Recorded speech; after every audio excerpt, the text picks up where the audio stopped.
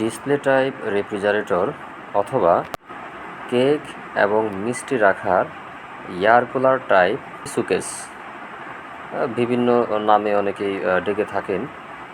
তো এই display type রেফ্রিজারেটরের কিছু কাজ সম্পর্কে আজকে শেয়ার করব, যাতে করে অনেকেই কিছুটা জ্ঞান লাভ করতে পারবেন। তো এই ডিসপ্লে টাইপ রেফ্রিজারেটরটা এটা হাতে তৈরি করা, সম্পূর্ণটাই হাতে তৈরি করা। এখানে যে এভাপোরেটর দেখছেন এটাও হাতে তৈরি, এর যে বডি সব কিছু হাতে তৈরি করা।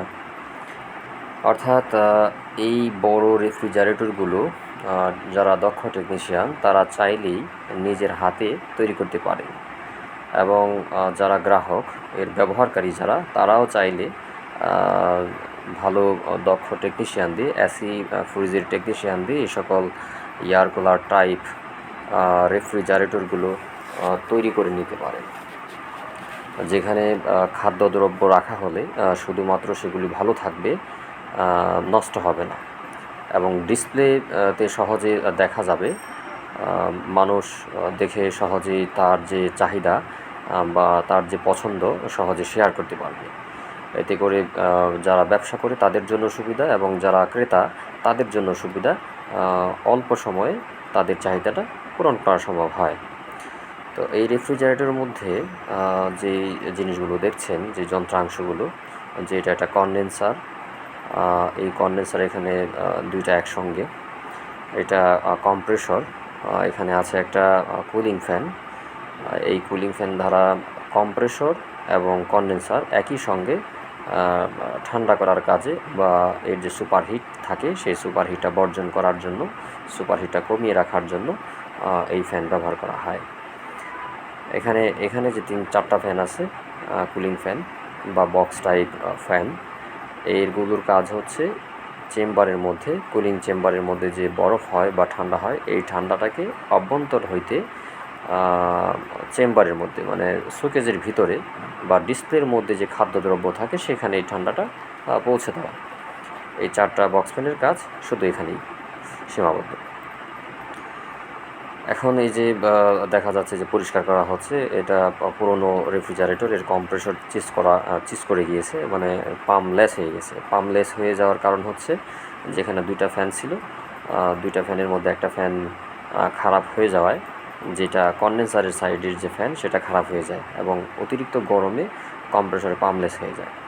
পরবর্তী সময়ে আমরা এখানে একটি নতুন কম্প্রেসর লাগিয়ে দিই, এবং কনডেন্সারের মধ্যে যে বিভিন্ন বায়বীয় পদার্থ, তৈল, মরিচা এবং অন্যান্য যে ক্ষতিকারক পদার্থ আছে সেগুলো আমরা ফ্লাশ করে নিচ্ছি।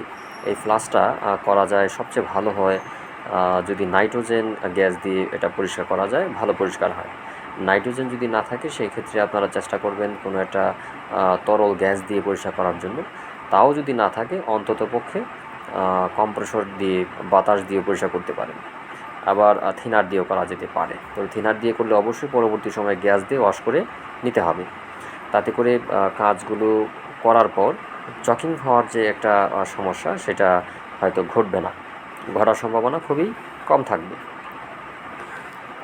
এই কম্প্রেসরটা লাগানোর পর দেখা যায় যে 34 নাম্বার গ্যাস চার্জ করার পর অনেকটা লোড থাকে। তো এই জন্য এখানে একটা ম্যাগনেটিক কয়েল রিলে স্থাপন করা হয়েছে, এবং এর পাশাপাশি একটা স্টার্টিং ক্যাপাসিটর এবং একটি রানিং ক্যাপাসিটর সংযুক্ত করা হয়েছে।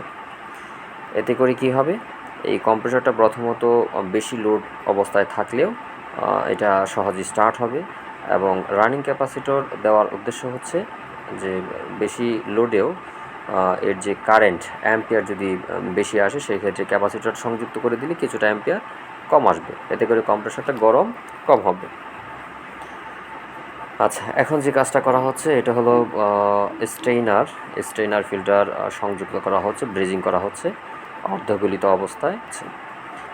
এটা করার সময় সাবধানতার সহিত কাজ করতে হয়, বেশি তাপ দেওয়া যাবে না, তাতে করে পাইপ গলে যাবে।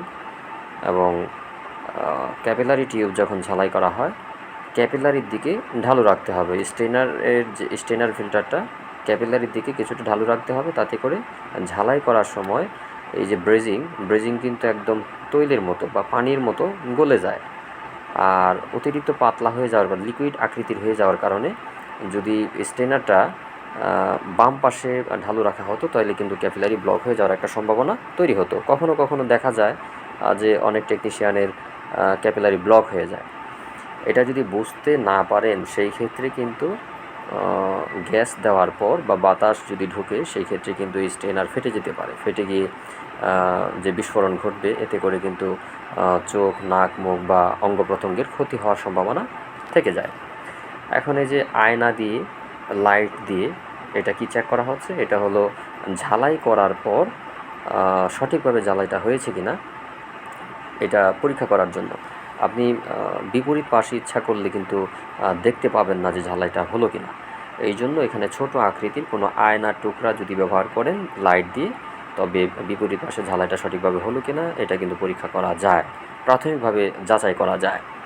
এবং এটাকে আপনি নাইট্রোজেন দিয়ে বা কম্প্রেসর দিয়ে, বাতাস দিয়ে, প্রেসার দিয়ে, সাবানের ফেনা দিয়ে, লিটমাস পেপার দিয়ে বা লিক ডিটেক্টর দিয়েও পরীক্ষা করে নিতে পারেন। তবে সবচেয়ে ভালো উপায় হচ্ছে সহজলভ্য আয়নার মাধ্যমে যদি খালি চোখে যদি আপনি করেন, এটা অল্প সময়ে বিষয়টা একটা আইডিয়া করা যায়। আচ্ছা, লিক চেক করার পর ভ্যাকুয়াম হলো পূর্ণ ভ্যাকুয়াম 29.99 ইঞ্চি অফ মার্কারি, প্রায় আধা ঘন্টা 40 মিনিট পর্যন্ত ভ্যাকুয়াম করার পর এখানে গ্যাস চার্জ করা হলো। গ্যাস চার্জ করার আগে কিন্তু কম্প্রেসর বন্ধ ছিল। বন্ধ অবস্থায় এখানে প্রায় 10 psi পরিমাণ গ্যাস চার্জ করার পর কিছু সময় অপেক্ষা করতে হবে। আমরা অপেক্ষা করেছি। অপেক্ষা করার পর গ্যাসটা যখন সব দিকে সমানভাবে চাপ দেবে তখন এই মেশিনটা স্টার্ট করতে হবে। অ্যাম্পিয়ার মিটার সংযোগ করতে হবে, গেজ মিটার সংযোগ করতে হবে। সংযোগ করার মাধ্যমে মেশিনটি স্টার্ট করতে হবে। মেশিন স্টার্ট করার পর কয়েক মিনিট দেখতে হবে যে অ্যাম্পিয়ার যে পরিমাণ নেওয়ার কথা 1.5 অ্যাম্পিয়ার বা 1.50 অ্যাম্পিয়ার নেওয়ার কথা সেখানে কম নিচ্ছে কিনা, সঠিক আছে কিনা। গেজ মিটারের কাটা 134 8 থেকে 10 psi পরিমাণ থাকার কথা, সেখানে প্রেশার ঠিক আছে কিনা, ঠিক দেখাচ্ছে কিনা।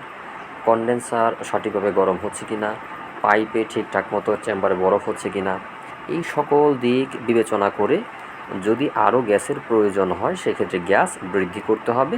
ধাপে ধাপে, একসঙ্গে দিয়ে দেওয়া যাবে না। হ্যাঁ, আবার একসঙ্গে দিয়ে দেওয়া যাবে যদি আপনি এটা জানেন যে এই রেফ্রিজারেটরের মধ্যে 250 গ্রাম গ্যাসের প্রয়োজন বা 200 গ্রাম গ্যাসের প্রয়োজন। সেই ক্ষেত্রে আপনি ওয়েট স্কেলে গ্যাস সিলিন্ডার রেখে একসঙ্গে দিয়ে দিতে পারেন, তাতে কোনো অসুবিধা নেই। তবে এই পরিমাণটা আপনাকে অবশ্যই জানতে হবে, জানা থাকতে হবে।